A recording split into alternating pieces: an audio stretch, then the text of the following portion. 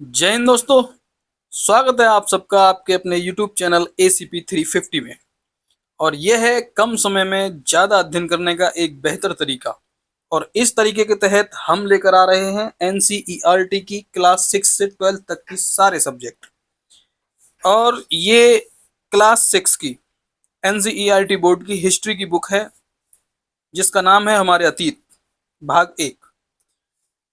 तो आपके अपने YouTube चैनल ACP 350 पर हम NCERT बोर्ड की सारे सब्जेक्ट क्लास 6 से 12 तक कवर कराने जा रहे हैं। और ये हमारी पहली क्लास है जिसमें हम हिस्ट्री की बुक 6 की मतलब की हमारे अतीत भाग 1 शुरू करने जा रहे हैं।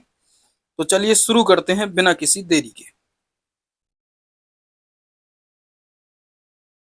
अध्याय 1 और अध्याय का नाम है क्या, कब, कहाँ और कैसे। ये हैं रसीदा और इनका एक सवाल है। रसीदा का सवाल है कि रसीदा बैठी अखबार पढ़ रही थी। अचानक उसकी निगाह एक सुर्खी पर पड़ी। 100 साल पहले। वह सोचने लगी कि यह कैसे जाना जा सकता है कि इतने वर्षों पहले क्या हुआ था। तो सुर्खी थी 100 साल पहले, यानी कि अतीत में क्या हुआ है ये कैसे जाना जा सकता है। उसी के आधार पर हेडिंग है कि कैसे पता लगाएं। तो चलिए देखते हैं। ये जानने के लिए कि कल क्या हुआ था, तुम रेडियो सुन सकते हो, टेलीविजन देख सकते हो या फिर अखबार पढ़ सकते हो। साथ ही ये जानने के लिए कि पिछले साल क्या हुआ था, तुम किसी ऐसे व्यक्ति से बात कर सकते हो जिसे उस समय की स्मृति हो। स्मृति बोले तो यादगार, यानी कि मेमोरी। लेकिन बहुत पहले क्या हुआ था ये कैसे जाना जा सकता है। अतीत के बारे में हम क्या जान सकते हैं। अतीत के बारे में बहुत कुछ जाना जा सकता है, जैसे लोग क्या खाते थे, कैसे कपड़े पहनते थे, किस तरह के घरों में रहते थे। हम आखेटकों यानी कि शिकारियों, हंटर्स वगैरह, पशुपालकों, कृषकों, शासकों, व्यापारियों, पुरोहितों, शिल्पकारों, कलाकारों, संगीतकारों या फिर वैज्ञानिकों के जीवन के बारे में जानकारी हासिल कर सकते हैं।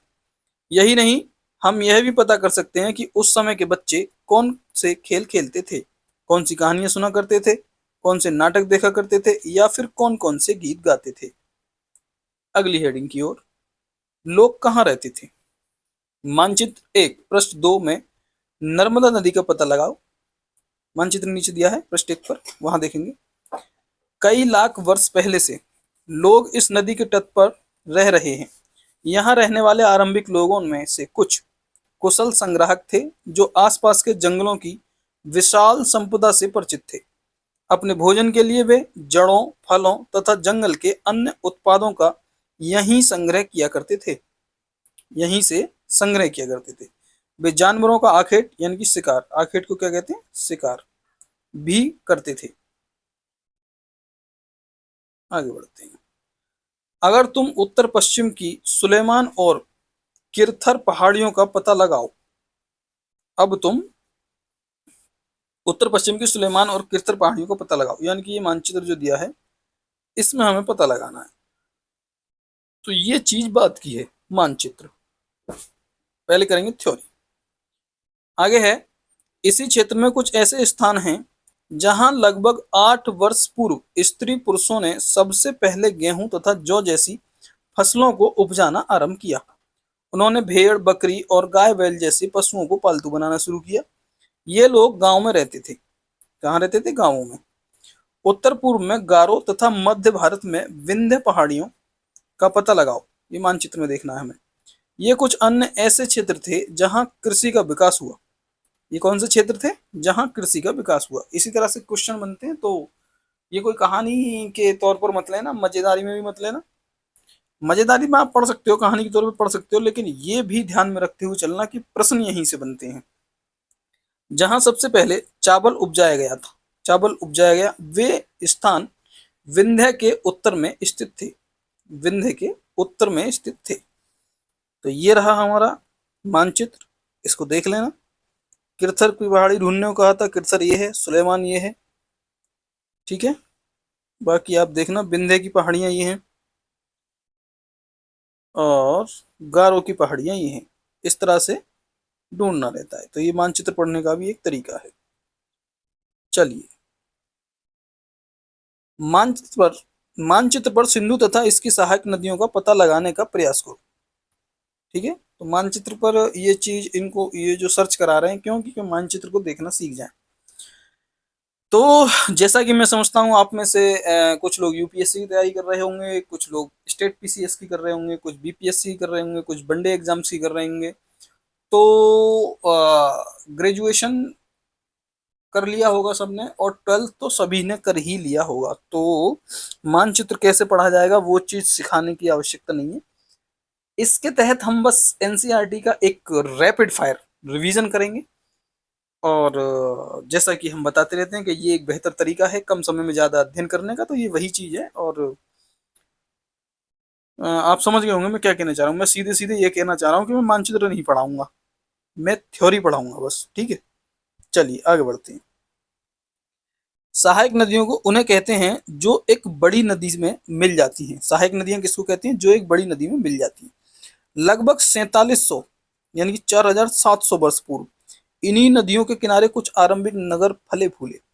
गंगा व इसकी सहायक नदियों के किनारे तथा समुद्र तटवर्ती इलाकों में नगरों का विकास लगभग 2500 वर्ष पूर्व हुआ, यानी कि 2500 वर्ष पूर्व।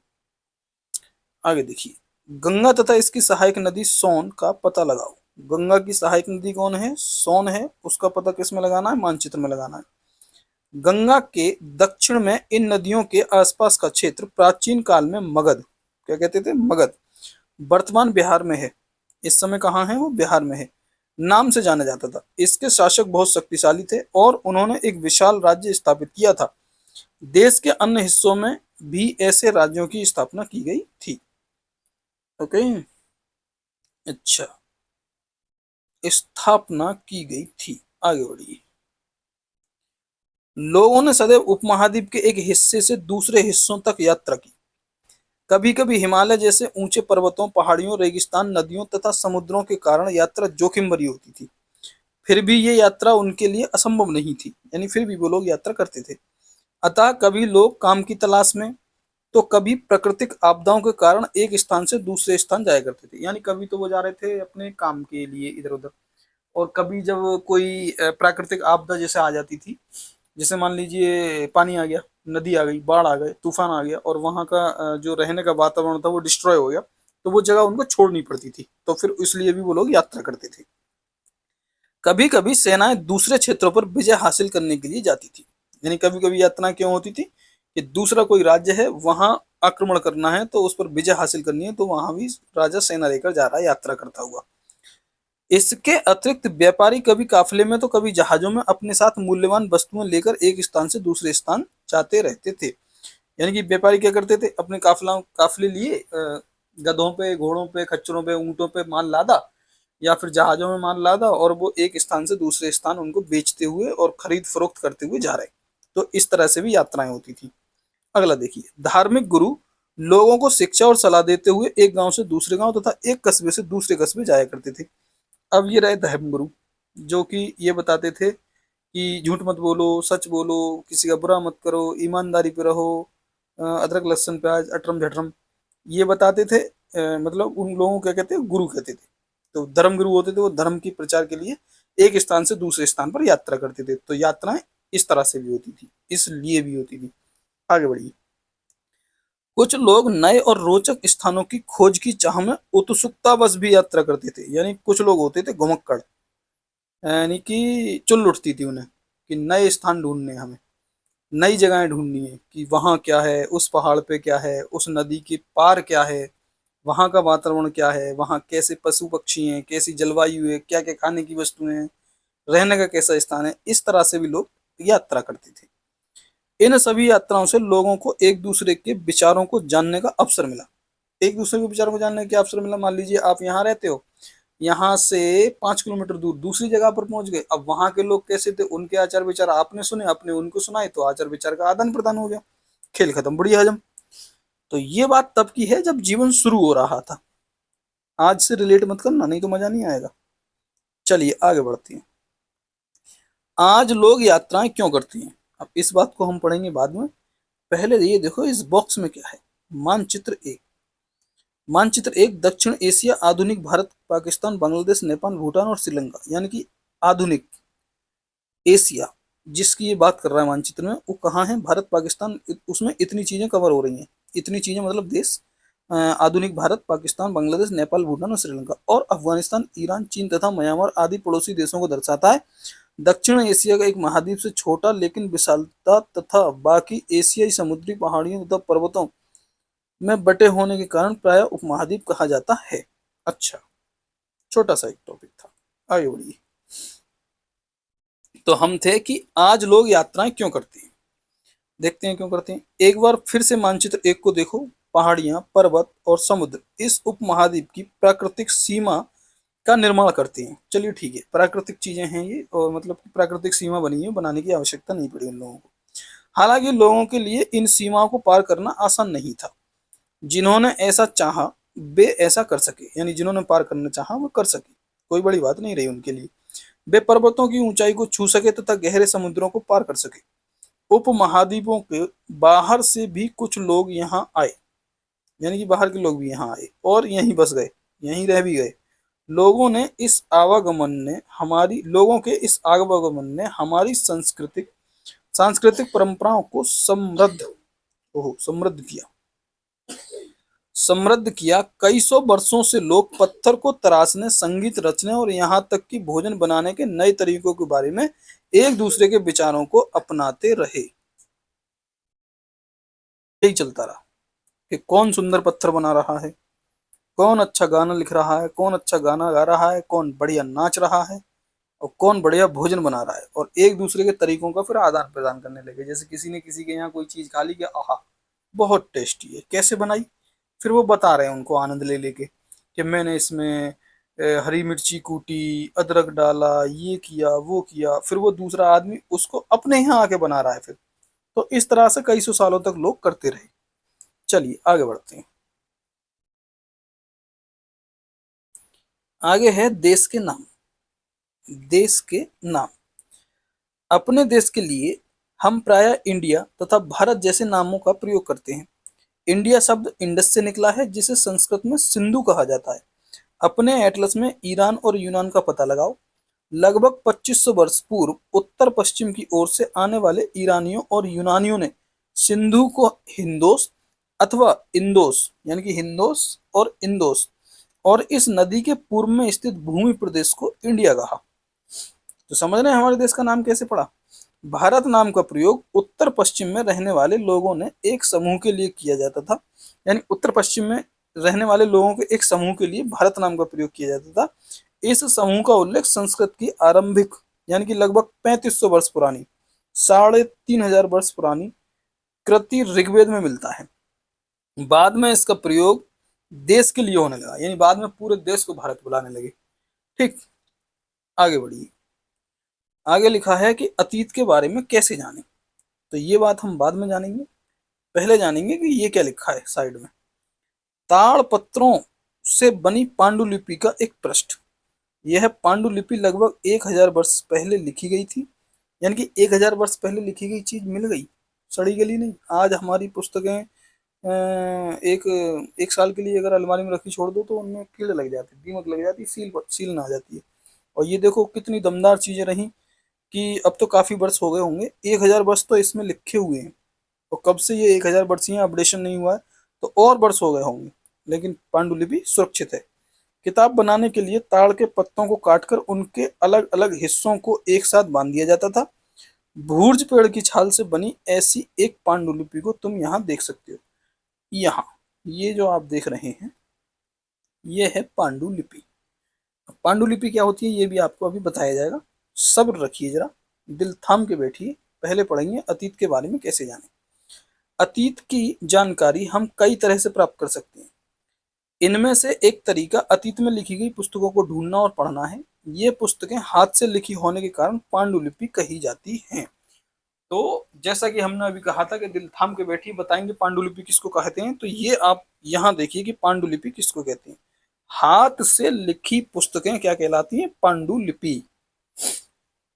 अंग्रेजी में इसको क्या कहेंगे? अंग्रेजी में पांडुलिपि के लिए प्रयुक्त होने वाला मैन्यूस्क्रिप्ट शब्द लैटिन भाषा का है, यानी अंग्रेजी में क्या कहते हैं इसको? मैन्यूस्क्रिप्ट। और ये शब्द किसका है? मैन्यूस्क्रिप्ट लैटिन भाषा का। मैनु जिसका अर्थ है हाथ से निकला, हाथ से निकला है। ये पांडुलिपियां प्रायः ताड़पत्रों अथवा हिमालय क्षेत्र में उगने वाले भूर्ज नामक पेड़ की छाल से विशेष तरीके से तैयार भोजपत्र पर लिखी मिलती हैं। क्या लोग रहे होंगे यार, राइटिंग देख रहे हो? मतलब ऐसा लग रहा है टाइप की गई है बिल्कुल। फॉन्ट साइज देखो, फॉन्ट स्टाइल देखो, है ना, कलर देखो, एकदम बढ़िया। पता नहीं कैसे लिखी होगी ना, मजेदार है ना देखने में। ज्यादा मत देखो, आगे बढ़ो। आगे लिखा है, इतने वर्षों में इनमें से कई पांडुलिपियों को कीड़ों ने खा लिया तथा कुछ नष्ट कर दी गई। फिर भी ऐसी कई पांडुलिपियां आज भी उपलब्ध हैं। प्रायः ये पांडुलिपियां मंदिरों और विहारों में प्राप्त होती हैं। इन पुस्तकों में धार्मिक मान्यताओं व व्यवहारों, राजाओं के जीवन, औषधियां तथा विज्ञान आदि सभी प्रकार के विषयों की चर्चा मिलती है। यानी कि राजाओं के बारे में और मंदिरों विहारों में से प्राप्त होती हैं ये, और इनकी मान्यताओं के बारे में, राजाओं का जीवन होता है, इनमें औषधियां लिखी हैं, विज्ञान की बातें लिखी हैं, यानी सभी प्रकार के विषयों की चर्चा इनमें मिलती है। इसके अतिरिक्त हमारे यहाँ महाकाव्य, कविताएं तथा नाटक भी हैं। ओहो हो, यानी कि सभी तरह में पारंगत थे ये लोग। महाकाव्य भी लिखते थे, कविताएं भी लिखते थे, नाटक भी लिखते थे उस समय। इनमें से कई संस्कृत में लिखे हुए मिलते हैं, जबकि अन्य प्राकृत और तमिल में हैं। आहा, प्राकृतिक भाषा का प्रयोग आम लोग करते थे, मतलब भाषा भी बटी हुई थी कि कौन किसका प्रयोग करेगा। हम अभिलेखों का भी अध्ययन कर सकते हैं। ऐसे लेख पत्थर अथवा धातु जैसी अपेक्षाकृत कठोर सतहों पर उत्कीर्ण किए गए मिलते हैं। कभी कभी शासक अथवा अन्य लोग अपने आदेशों को इस तरह उत्कीर्ण करवाते थे, यानी कि कोई आदेश पारित कर दिया कि नदी पर कोई पानी नहीं भरेगा, या फिर नदी पर पानी दूर से भरा जाएगा, या कुछ भी मान लो एक आदेश दे दिया कि साहब नदी से पानी भरने वाला राजा को कर देगा, या कुछ भी एक आदेश पारित कर दिया, तो उसको उत्कीर्ण करा। उत्कीर्ण मतलब गुदवा दिया या लिखवा दिया किसी पत्थर पर, या धातु की किसी चद्दर मान लो धातु की कोई, उस पर लिखवा दिया, ताकि लोग उन्हें देख सकें, पढ़ सकें तथा उनका पालन कर सकें। कुछ अन्य प्रकार के अभिलेख भी मिलते हैं जिनमें राजाओं तथा रानियों सहित अन्य स्त्री पुरुषों ने भी अपने कार्यों के विवरण उत्कीर्ण करवाए हैं। मतलब कि दैनिकी, दैनिकी समझ रहे हो? डायरी, दिनचर्या, यानी डायरी लिखने का तरीका कितना अलग था इन लोगों का, ये देखो। उदाहरण के लिए प्रायः शासक लड़ाइयों में अर्जित विजयों का लेखा जोखा रखते थे। मतलब कोई युद्ध किया, वहां से जीत कर कुछ भी लाए, या कोई भी रोचक बात वहां हुई, तो उस चीज का भी लेखा जोखा ही रखते थे इस तरह से। तो क्या तुम बता सकती हो कि कठोर सतह पर लेख लिखवाने के क्या लाभ थे? ऐसा करवाने में क्या क्या कठिनाइयां आती थी? तो विचार कीजिए और बताइए कि ऐसा करवाने में क्या क्या प्रॉब्लम्स आती होंगी, कठिनाइयां आती होंगी। और क्या पूछा इसने, बता सकती हूँ कठोर सतह पर लेख लिखवाने के क्या लाभ थे। और हाँ, ये भी बताइए कि इसके बेनिफिट्स क्या रहे, बेनिफिट्स क्या रहे इसके, कि ऐसा लिखवाने से क्या फायदा होता है ना? तो ये सब विचार कीजिए और कमेंट बॉक्स में लिखकर बताइए। आगे देखिए कि इसके अतिरिक्त अन्य कई वस्तुएं अतीत में बनी और प्रयोग में लाई जाती थीं। ऐसी वस्तुओं का अध्ययन करने वाले व्यक्ति पुरातत्वविद कहलाता है। यानी ऐसी वस्तुओं का जो अध्ययन करता है कोई व्यक्ति,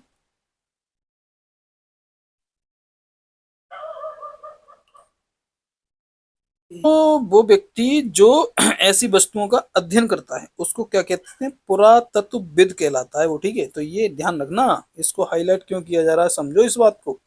प्रश्न बन सकता है यहाँ से, पुरातत्वविद किसको कहते हैं, समझे? तो पुरातत्वविद पत्थर और ईंटों से बनी इमारतों के अवशेषों, चित्रों तथा मूर्तियों का अध्ययन करते हैं। किस किस का अध्ययन करते हैं? अब ये भी क्वेश्चन बन सकता है कि पुरातत्वविद क्या करते हैं, उनका काम क्या होता है, तो ध्यान से पढ़ना है। तो वे औजारों, हथियारों, बर्तनों, आभूषणों, ये क्या था यहाँ पे, इसको देखते हैं, चलो उसको बाद में कंटिन्यू करेंगे, पहले इसको देखते हैं। क्या कह रहे हैं ये? लिखा है कि लगभग 2250 वर्ष पुराना यह अभिलेख वर्तमान अफगानिस्तान के कंधार से प्राप्त हुआ है। यानी कि लगभग 2250 वर्ष पुराना यह अभिलेख है, ये वाला, इसकी बात चल रही है। और ये वर्तमान अफगानिस्तान के कंधार से प्राप्त हुआ है। यह अभिलेख अशोक नामक शासक के आदेश पर उत्कीर्ण करवाया गया था, यानी कि अशोक ने इसको उत्कीर्ण कराया था। इस शासक के विषय में तुम अध्याय 8 में पढ़ोगी। जब हम कुछ लिखते हैं तब हम किसी लिपि का प्रयोग करते हैं, सही बात है। लिपियां अक्षरों अथवा संकेतों से बनी होती हैं। जब हम कुछ बोलते हैं अथवा पढ़ते हैं तब हम एक भाषा का प्रयोग करते हैं। यानी ये बता रहे हैं कि जिसे हम लिखते हैं वो मतलब भाषा है, बोलते हैं वो भी भाषा है। उसके लिए कुछ चिन्हों का प्रयोग किया जाता है, अल्फाबेट्स का प्रयोग किया जाता है। मतलब इनडायरेक्टली ये कहना जा रहे हैं कि वर्णमाला का प्रयोग किया जाता है। तो हम कहाँ थे, भाषा का प्रयोग करते हैं। यह अभिलेख इस क्षेत्र में प्रयुक्त होने वाली यूनानी तथा अरामेइक नामक दो भिन्न लिपियों तथा भाषा में है, ये वाला। ओके, तो चलिए नेक्स्ट अपना वो चीज कंटिन्यू करते हैं हम, कि ये लोग पुरातत्वविद जो हैं ये क्या थे कि भी औजारों, हथियारों, बर्तनों और आभूषणों तथा सिक्कों की प्राप्ति के लिए छानबीन तथा खुदाई भी करते हैं। क्या करते हैं, खुदाई भी करते हैं ये लोग इन चीजों की खोज में। इनमें से कुछ वस्तुएं पत्थर, पक्की मिट्टी तथा कुछ धातु की बनी हो सकती हैं। ऐसे तत्व कठोर तथा जल्दी नष्ट न होने वाले होते हैं। पुरातत्वविद जानवरों, चिड़िया तथा मछलियों की हड्डियां भी ढूंढते हैं। इससे उन्हें यह जानने में भी मदद मिलती है कि अतीत में लोग क्या खाते थे। वनस्पतियों के अवशेष बहुत मुश्किल से बच पाते हैं। यदि अन्न के दाने अथवा लकड़ी के टुकड़े जल जाते हैं तो वे जले हुए रूप में बचे रहते हैं। अगली हेडिंग है, क्या पुरातत्वविदों को बहुधा कपड़ों के अवशेष मिले होंगे। तो यहां से आगे पढ़ने से पहले हम देखेंगे ये इनके बारे में लिखा क्या है कि बाएं यानी कि ये लेफ्ट एक प्राचीन नगर से प्राप्त पात्र है। इसको इन्होंने क्या कह दिया, पात्र। वैसे आप लोग समझ गए होंगे, इस शेप में अगर कोई बर्तन है तो उसको मतलब हिंदी में पात्र ही कहेंगे। तो उसको क्या कहते हैं, उसको कहते हैं कलश कह देते हैं, मटका कह देते हैं, घड़ा कह देते हैं, है ना। तो इस तरह के पात्रों का प्रयोग 4700 वर्ष पूर्व होता था। दाएं यानी कि राइट, ये एक पुराना चांदी का सिक्का है। इस तरह के सिक्कों का प्रयोग लगभग 2500 वर्ष पूर्व होता था। हमारे द्वारा आज प्रयोग में आने वाले सिक्कों से यह सिक्का कैसे भिन्न है। कैसे के भिन्न भिन्न है, आजकल सिक्के चलते हैं ऐसे गोल गोल, इसकी कोई शेप ही नहीं है। देखो यहाँ से कट रहा है, फिर ऐसे, फिर ऐसे, फिर ऐसे, फिर ऐसे। ये वाला यहाँ से कट रहा है, न चौकोर ही है न गोल ही है, तो भिन्न ही है ये। तो इस तरह के जो पात्र हैं ये, इनका प्रयोग लगभग 4700 वर्ष पूर्व, और इस तरह के सिक्के का प्रयोग लगभग 2500 वर्ष पूर्व यानी पहले। चलिए अब कंटिन्यू करेंगे हम यहां से। तो यहाँ क्या है कि पांडुलिपियों, अभिलेखों तथा पुरातत्व से ज्ञात जानकारियों के लिए इतिहासकार प्रायः स्रोत शब्द का प्रयोग करते हैं। किसका प्रयोग करते हैं, स्रोत शब्द का। इतिहासकार उन्हें कहते हैं जो अतीत का अध्ययन करते हैं। So simple. स्रोत के प्राप्त होते ही अतीत के बारे में पढ़ना बहुत रोचक हो जाता है। हाँ अच्छी, बिल्कुल सही बात है ये तो। क्योंकि इन स्रोतों की सहायता से हम धीरे धीरे अतीत का पुनर्निर्माण करते जाते हैं। अतः इतिहासकार तथा पुरातत्वविद उन जासूसों की तरह हैं जो इन सभी स्रोतों का प्रयोग सुराग के रूप में कर अतीत को जानने का प्रयास करते हैं। समझे। तो अब यहाँ दो बातें रही। पहली बात रही कि इतिहासकार कौन होता है, दूसरी बात रही कि पुरातत्वविद कौन होते हैं। तो पुरातत्वविद तो हम ऊपर पढ़ के आ रहे हैं कौन होते हैं, इतिहासकार हमने यहीं पढ़ लिया कौन होते हैं। कौन होते हैं इतिहासकार, इतिहासकार उन्हें कहते हैं जो अतीत का अध्ययन करते हैं। पुरातत्वविद किसे कहते हैं, कमेंट बॉक्स में बताइए। अगला है अतीत एक या अनेक। अतीत एक है या अनेक है। क्या तुमने इस पुस्तक के शीर्षक हमारे अतीत पर ध्यान दिया। हाँ दिया। यहाँ अतीत शब्द का प्रयोग बहुवचन के रूप में किया गया है। ऐसा इस ऐसा इस तथ्य ऐसा इस तथ्य की ओर ध्यान दिलाने के लिए किया गया है कि अलग अलग समूह के लोगों के लिए इस अतीत के अलग अलग मायने थे, यानी कि इसका जो मीनिंग था वो सबके लिए अलग अलग था। कैसे? उदाहरण के लिए पशुपालकों अथवा कृषकों का जीवन राजाओं तथा रानियों के जीवन से तथा व्यापारियों का जीवन शिल्पकारों के जीवन से बहुत भिन्न था, यानी डिफरेंस था इनकी लाइफ में। जैसा कि हम आज भी देखते हैं, उस समय भी देश के अलग अलग हिस्सों में लोग अलग अलग व्यवहारों और रीति रिवाजों का पालन करते थे, यानी कि उस समय से ही है ये अखंडता में एकता। उदाहरण के लिए आज अंडमान द्वीप के अधिकांश लोग अपना भोजन मछलियां पकड़कर, शिकार करके तथा फल फूलों के संग्रह द्वारा प्राप्त करते हैं। इसके विपरीत शहरों में रहने वाले लोग खाद्य आपूर्ति के लिए अन्य व्यक्तियों पर निर्भर करते हैं। इस तरह के भेद अतीत में भी विद्यमान थे, यानी कि ये डिफरेंसेस जो हैं ये हिस्ट्री में भी मतलब अतीत में भी थे। इसके अतिरिक्त एक अन्य तरह का भेद है, उस समय शासक अपनी विजयों का लेखा जोखा रखते थे, यानी कि वो भी डायरी लिखते होंगे। यही कारण है कि हम उन शासकों तथा उनके द्वारा लड़ी जाने वाली लड़ाइयों के बारे में काफी कुछ जानते हैं। हाँ, सीधी सी बात है, यही कारण उनके जो लेख रहे या विलेख रहे या जो उन्होंने लेखा जोखा रखा, उसको पढ़ने के बाद में हमें जो जानकारी प्राप्त हुई तो उससे बहुत कुछ हेल्प हुई। जबकि शिकारी, मछुआरे, संग्राहक, कृषक अथवा पशुपालक जैसे आम आदमी प्राय अपने कार्यों का लेखा जोखा नहीं करते थे, नहीं रखते थे। और रखते कहाँ से होंगे? पहली बात तो ये पढ़े लिखे नहीं होंगे, शिक्षा इतनी आम बात नहीं थी। जो सक्षम था वही शिक्षित शिक्षित हो पाता था, वही अपने बच्चों को पढ़ा पाता था। और दूसरी बात, इनके पास इतना टाइम कहाँ होता था कि ये सब डायरी लिखते फिरें। इन्हें तो दिन भर मछली पकड़ने में और शिकार करने में और भोजन इकट्ठा करने में भी टाइम निकल जाता था, तो ये बेचारे कहाँ से लिखते। आगे है कि पुरातत्व की सहायता से हमें उनके जीवन को जानने में मदद मिलती है। सही बात है, हालांकि अभी भी इनके बारे में बहुत कुछ जानना शेष है। अब हम समझने जा रहे हैं तिथियों का मतलब। तिथियों का मतलब समझेंगे अब हम। अगर कोई तुमसे तिथि के विषय में पूछे तो तुम शायद उस दिन, तारीख, माह, वर्ष जैसे कि 2000 या इसी तरह का कोई और वर्ष बताओगी। वर्ष की यह गणना ईसाई धर्म प्रवर्तक ईसा मसीह के जन्म की तिथि से की जाती है। समझे? कहाँ से की जाती है? ईसाई धर्म के प्रवर्तक ईसा मसीह के जन्म की तिथि से की जाती है। अतः 2000 वर्ष कहने का तात्पर्य ईसा मसीह के जन्म के 2000 वर्ष बाद से है। यानी कि ईसा मसीह जब उनका जन्म हुआ उसके 2000 वर्ष बाद से है। इसका मतलब ईसा मसीह के जन्म से पूर्व की सभी तिथियां ई डॉट पू डॉट, यानी कि ये शॉर्ट फॉर्म है ईसा, ईसा से पहले। ईसा पूर्व का क्या मतलब है? ईसा से पहले के रूप में जानी जाती हैं। इस पुस्तक में हम 2000 को अपना आरंभिक बिंदु मानते हुए वर्तमान से पूर्व की तिथियों का उल्लेख करेंगे, यानी कि 2000 को मान लीजिए आप एवरेज, औसत। उसके बाद में आप जीरो लाइन खींच दीजिए और जीरो लाइन से जब राइट साइड बढ़ोगे तो प्लस होती चली जाएगी वैल्यू, और लेफ्ट साइड बढ़ोगे तो इंक्रीज होती डिक्रीज होती चली जाएगी, माइनस में चली जाएगी वैल्यू। समझ रहे हैं ना? यानी कि इसको बना दिया इन्होंने एवरेज 2000। आगे बढ़िए, यहां आएगा मजा। ये इतिहास और तिथियां। अंग्रेजी में बीसी, हिंदी में ईसा पूर्व।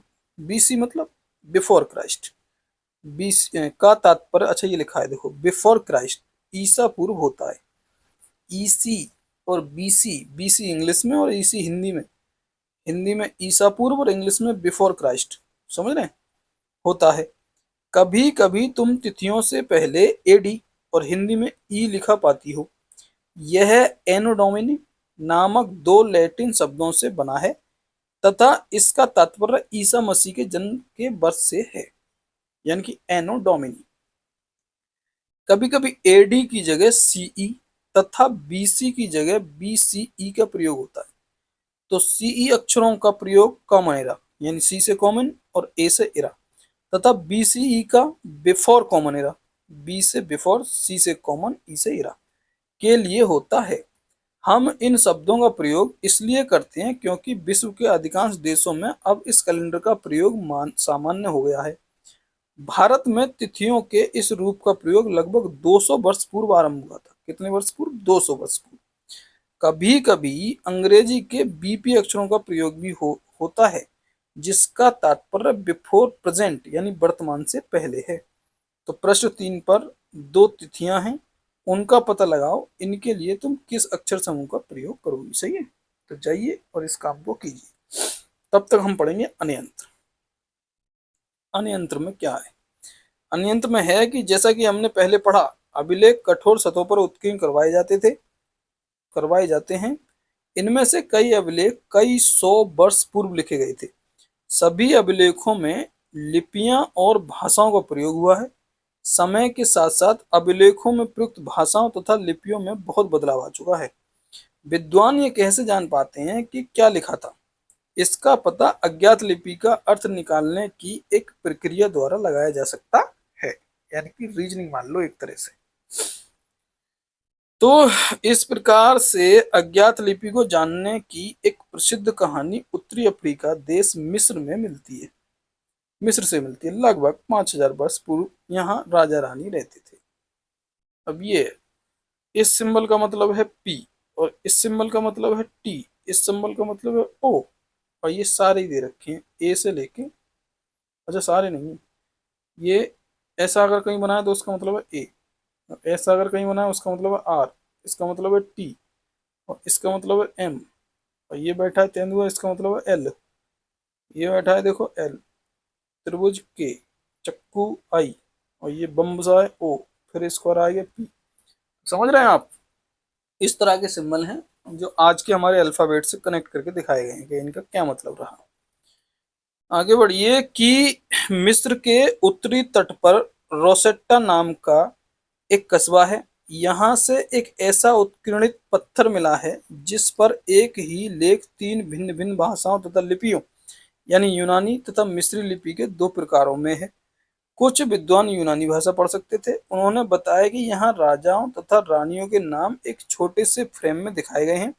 इसे कारतूस कहा जाता है। समझ गए क्या कहा जाता है? कारतूस। इसके बाद विद्वानों ने यूनानी तथा मिस्री संकेतों को अगल बगल रखते हुए मिस्री अक्षरों को समानार्थक ध्वनियों की पहचान की। जैसा कि तुम देख सकते हो यहाँ एल अक्षर के लिए शेर तथा ए अक्षर के लिए चिड़िया के चित्र बने हैं, जैसा अभी हमने ऊपर देखा। एक बार जब उन्होंने ये जान लिया कि विभिन्न अक्षर किनके लिए प्रयुक्त हुए हैं, तो वे आसानी से अन्य अभिलेखों को भी पढ़ सके। तो लगभग चैप्टर हो गया आपका समाप्त। चैप्टर में सबसे पहले आपके लिए दी गई है एक कल्पना। कल्पना क्या है कि कल्पना करो तुम्हें एक पुरातत्वविद का साक्षात्कार लेना यानी इंटरव्यू लेना है। तुम उन 5 प्रश्नों की सूची तैयार करो जिन्हें तुम पुरातत्वविद से पूछना चाहोगे। ठीक है, तो 5 प्रश्न आप मुझे, मान लीजिए मैं हूँ पुरातत्वविद, और आप अपने 5 क्वेश्चंस की सूची बनाइए और कमेंट बॉक्स में छोड़ दीजिए, मैं आपको आंसर दूंगा। ठीक है, आगे देखिए, ये रहे हमारे उपयोगी शब्द। उपयोगी शब्द क्या है? पहला शब्द है जैसे कि यात्रा, तो बताइए यात्रा किसको कहते हैं। दूसरा शब्द है पांडुलिपि, इसको बताइए पांडुलिपि किसको कहते हैं। वैसे अभी हम पढ़ के आ रहे हैं ऊपर, मुझे तो पता है, पता आपको भी है, लिखने से और जल्दी पता आएगा। तो फटाफट कमेंट बॉक्स में लिखते जाइए, हेडिंग डाल दीजिए यात्रा, फिर यात्रा को शॉर्ट शॉर्ट में डिस्क्राइब कर दीजिए किसको कहते हैं यात्रा। पांडुलिपि किसको कहते हैं ये शॉर्ट में डिस्क्राइब कर दीजिए कमेंट बॉक्स में। अभिलेख किसको कहते हैं, पुरातत्व किसको कहते हैं, इतिहासकार किसको कहते हैं, स्रोत किसको कहते हैं, अज्ञात लिपि का अर्थ निकालना किसको कहते हैं और कैसे निकाला जाता है। तो ये हमारे उपयोगी शब्द जो हैं, एक तरह से आप हेडिंग मान लीजिए और इनको लिखिए, लिखकर कमेंट बॉक्स में इनके मतलब बताइए। और कमेंट बॉक्स में लिखना अगर आप ना चाहें तो आई थिंक आपको अपनी डायरी में तो अवश्य ही लिखना चाहिए, किसी के लिए नहीं तो अपने लिए तो इतना करिए, ताकि आप इसको दोबारा पढ़ने की आपको इसको ज़रूरत ना पड़े, चैप्टर आपका क्लियर हो जाए। जैसा कि यहाँ दिया है कि आओ याद करें, निम्नलिखित को सुमेल कीजिए। नर्मदा घाटी, मगध, गारो पहाड़ियाँ, सिंधु तथा इसकी सहायक नदियाँ, गंगा घाटी। तो इन चीज़ों को जो है एक्टिविटीज़ को कीजिए। दूसरा है कि पांडुलिपि तथा अभिलेख में एक मुख्य अंतर बताइए, तो ये चीज़ भी आप लिखिए, लिख के देखिए, एक एक अंतर लिखिए। इस तरह से एक टेबल बना लीजिए, इधर लिख दीजिए पांडुलिपि, इधर लिख दीजिए अभिलेख, और फिर उनके बारे में 1 2 3 इस तरह से पॉइंट बना के लिखिए। आइए ये और देख लीजिए महत्वपूर्ण तिथियां। महत्वपूर्ण तिथियां हैं कि कृषि का आरंभ 8,000 वर्ष पूर्व, सिंधु सभ्यता का प्रथम नगर 4700 वर्ष पूर्व, गंगा घाटी के नगर मगध का बड़ा राज्य 2500 वर्ष पूर्व, और वर्तमान लगभग 2000 वर्ष पूर्व। ठीक है, तो ये महत्वपूर्ण तिथियां हैं जो तुम्हें याद रखनी है, बार बार पढ़नी है और चर्चा करनी है कि आओ चर्चा करें। किस किस पर चर्चा करनी है? पहला पॉइंट है चर्चा, 2 पॉइंट तो हो चुके। तीसरा है राशिदा के प्रश्न को फिर से पढ़ो, इसके क्या उत्तर हो सकते हैं। चौथा है पुरातत्वविद द्वारा पाई जाने वाली सभी वस्तुओं की एक सूची बनाइए, इनमें कौन सी वस्तु पत्थर से बनी हो सकती है वो बताइए। उसके बाद पांचवा है कि साधारण स्त्री तथा पुरुष अपने कार्यों का विवरण क्यों नहीं रखते थे, इसके बारे में तुम क्या सोचती है वो बताइए, वैसे मैं बता चुका हूँ। छठा है कि कम से कम 2 ऐसी बातों का उल्लेख करो जिनसे तुम्हारे अनुसार राजाओं और किसानों के बीच में भिन्नता पता चल सके। वाह, इससे ज्यादा सिंपल क्या होगा। फिर है कि आओ करके देखें। सातवां है पृष्ठ 1 पर शिल्पकार शब्द का पता लगाओ। आज प्रचलित कम से कम 5 भिन्न भिन्न शिल्पों की सूची बनाओ। यह शिल्प का यानी स्त्री का पुरुष, एक मिनट एक मिनट क्या यह शिल्पकार का में दिया है स्त्री, खा में दिया है पुरुष, गा में दिया है स्त्री और पुरुष दोनों होते हैं, तो दोनों ही शिल्पकार हो सकते हैं भाई। आठवां है अतीत की पुस्तकें किन किन विषयों पर लिखी गई थी, तुम इनसे किन पुस्तकों को पढ़ना पसंद करोगी। तो ये सारे प्रश्नों के उत्तर अपने आप से देने हैं आपको। और यदि आप हमें सपोर्ट करते हैं, थोड़ा बहुत हमारा हमें लव करते हैं, तो आप हमारे कमेंट बॉक्स में भी इनका उत्तर दे सकते हैं ताकि हमारा परफॉर्मेंस अच्छा रहे यूट्यूब पर और हमें आगे वीडियो बनाने के लिए मोटिवेशन मिले। तो ये हुई यहाँ पर हमारी एंड, इसको क्या बोलेंगे, एंड। एंड हो गई हमारी पुस्तक ये, क्लास 6 एनसीईआरटी की, क्लास 6 की हिस्ट्री की फर्स्ट बुक का, और जी फर्स्ट चैप्टर हमने कंप्लीट कर लिया है। फिर मुलाकात होगी अगली वीडियो में जिसमें हम लेके आएंगे आपको हमारे अतीत 2, यानी कि हमारे अतीत 2 कहाँ से आ जाएंगे, अभी तो हमारे अतीत फर्स्ट में ही शायद 10 चैप्टर हैं, तो ये पहला चैप्टर समाप्त हुआ है। अगले चैप्टर में मुलाकात होगी। तब तक के लिए क्या, तब तक के लिए क्या, तब तक के लिए जय हिंद।